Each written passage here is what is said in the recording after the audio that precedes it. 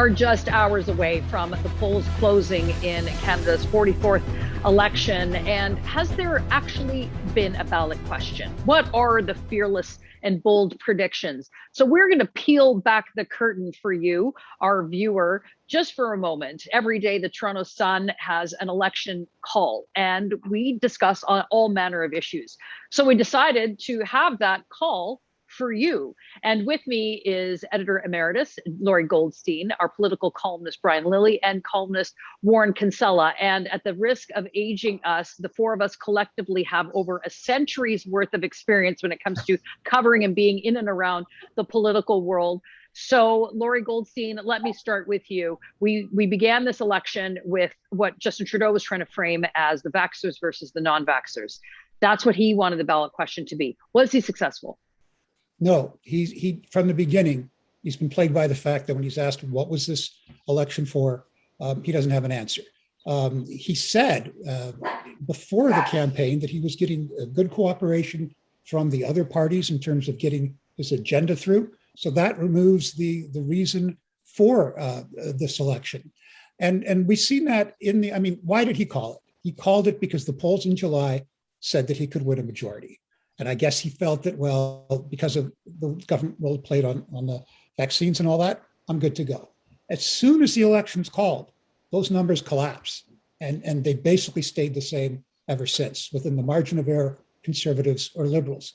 And to me, that's what happens when you call an election and the first question you're asked is why?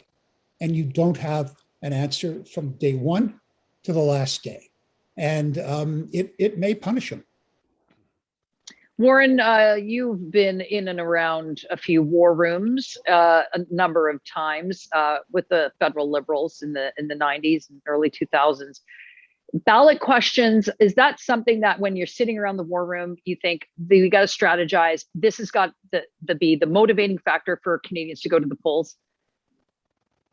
It's not something, it's everything. Right? It's the frame for the whole election. You know, when a person lines up and they're handed their little pencil and the slip of paper, why am I here? What am I doing? What are the parties saying to me about the next 4 years? How are they going to run the country? How are they going to improve my life? How are they going to defend me and my family? And Justin Trudeau needed to come out on that first day, which, by the way, was the day that Kabul fell, and address the microphones and say, I'm Justin Trudeau, I'm here, here's what the election's about. And he just didn't do that. And he didn't do that in any of the subsequent days. And all of those other issues like Afghanistan and guns and abortion, everything that he's tried to make the ballot question, none of it is stuck, because at the end of the day, people are just really, really mad that he called an unnecessary, unwanted election in circumstances that feel unsafe. That is, I think, if he loses his shot at a majority on Monday night, and I think he will, that's the reason why. Brian, there's issues in Western Canada, there's issues in Central Canada, in Eastern Canada. Everybody's sort of quote unquote ballot box question could be their own, based on their own individual circumstance, what's going on in their own personal life.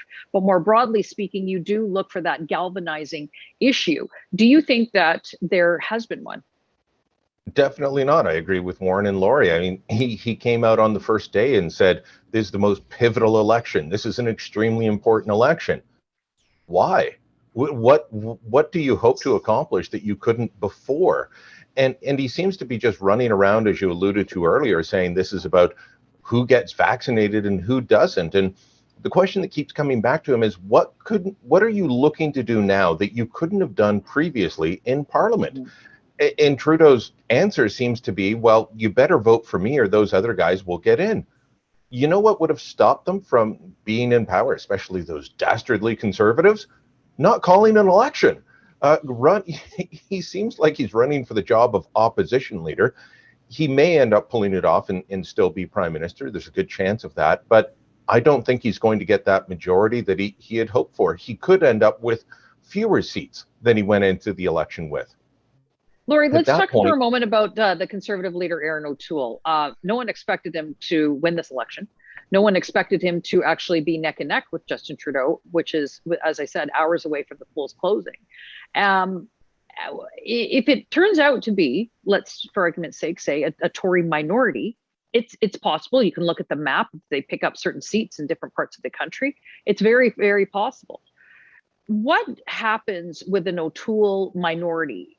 Does Jagmeet Singh, who has not ruled out working with him, the Bloc has not ruled out working with him, what does that look like?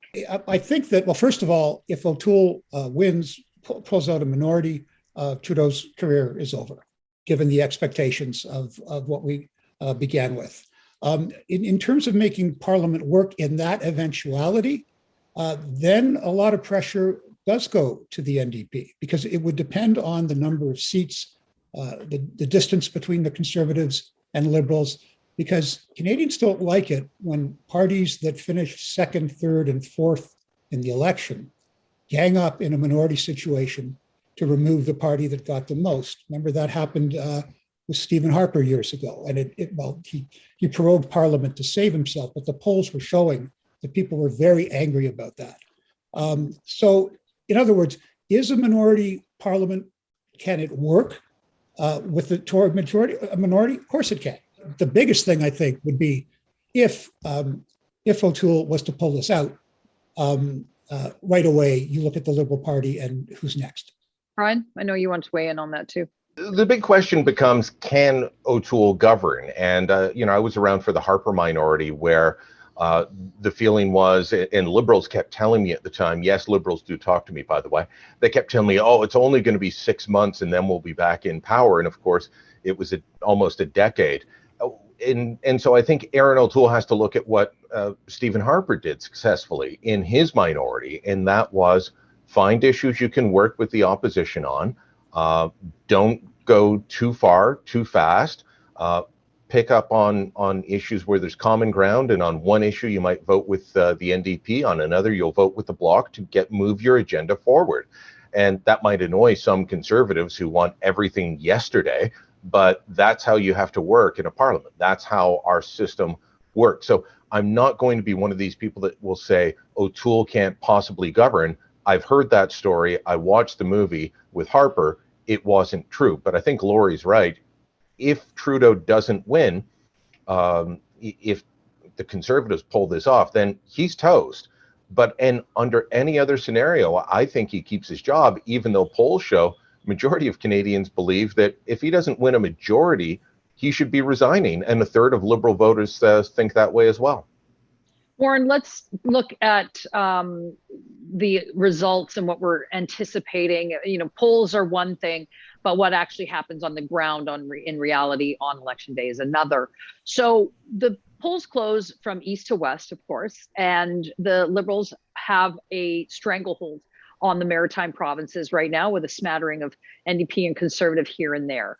If you see some Liberal ridings start to drop, what does that spell for the coveted majority? Well, you take a look at Justin Trudeau's behavior since the start of September. He's been campaigning in Liberal-held seats or Liberal strangholds. And you only do that when, it's a save the furniture operation. So I think that's what he's been focused on, is holding on to the vote that he's got, not expanding that vote. If you look at Aaron O'Toole and Jagmeet Singh's tours, they've been campaigning since the start of September in Liberal ridings. So that's why I think Singh has been doing so well in BC. It's why O'Toole is likely to pick up seats in Atlantic Canada and Ontario. But the two big prizes are the lower mainland of BC and the 905 region around Toronto. If those two places turn towards Singh and O'Toole respectively, then I think Justin Trudeau is a memory, and deservedly so. But there's weird things happening. It's a pandemic. Elections Canada has already told us that nearly 20% more people voted. I was one of them in the advance polls. But by the same token, the millions of mail-in votes that they put together, a couple million of them haven't even been used. So there's some unpredictable things going on because of the pandemic. So it's going to make election night a lot more fun, I think. Well, it's a big umbrella of issues and scandals and gaffes that we have been reporting regularly in the Toronto Sun and torontosun.com.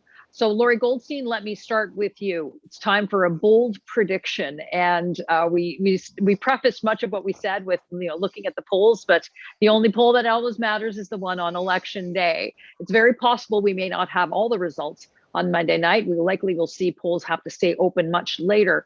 But if you were to look into that Goldstein crystal ball, which you have so many times in the past when it's come to very close elections, you've pretty much seen it all. How does this one shake out?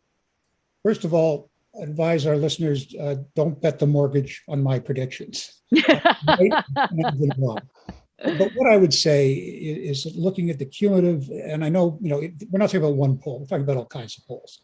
And to me, cumulative, what they say is that really the numbers haven't budged very much from the beginning. Both the Conservatives and Liberals are within the margin of error of each other. However, going on the last election, the Liberal vote is more efficient because their strongest numbers are in places with more ridings and bigger populations, such as Ontario and such as the lower mainland of British Columbia. So right now, I would say that, it's like Groundhog Day, another Liberal minority. Warren Kinsella, bold prediction for what's going to happen. I think I agree with Lori. I mean, it's been tight throughout. The big lead that Trudeau had at the start, he blew that.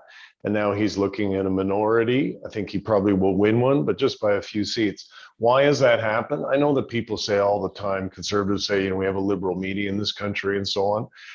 I think we are proof that that is not the case. I think what we've got is a liberal vote. Most Canadians see themselves as being in the center, and Trudeau benefits from that. And he's able to capture the maximum number of votes, even in situations where he doesn't deserve it.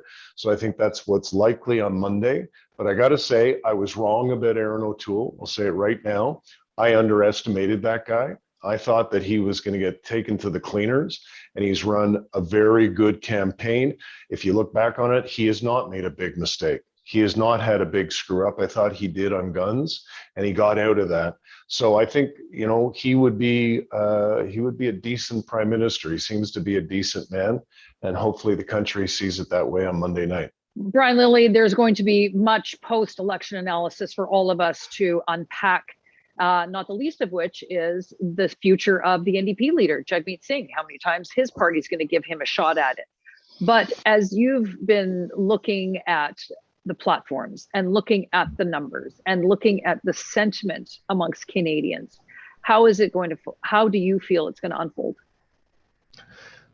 Look, the most likely scenario is another Liberal minority, albeit with reduced seats, in my view, from the last time. But it's not unforeseeable that the Conservatives could pull off a minority as well. I'm not ready to put a prediction out there because this is an unpredictable election in so many ways. We've already had a third of the electorate cast their ballots, 5.7 million by advance poll, more than 1 million by mail. In the last election, we only had 18 million votes cast total. Now we've got to get through an election day where we're down significantly on the number of polling places. We're down significantly on the number of polling workers. We're expecting long lineups to keep polls open well past closing time. This could be chaotic. So how committed are you to your vote? Do you stay in a line for 2 hours? These are things we normally talk about in an American election, not a Canadian one.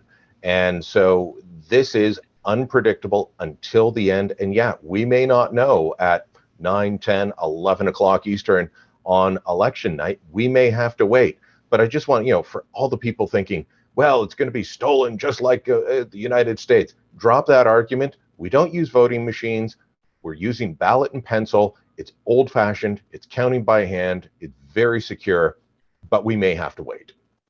Lori Goldstein, Brian Lilley, Warren Kinsella, thank you so much for all of this analysis and much more to come. Well, you have heard what we think. It's time for your turn.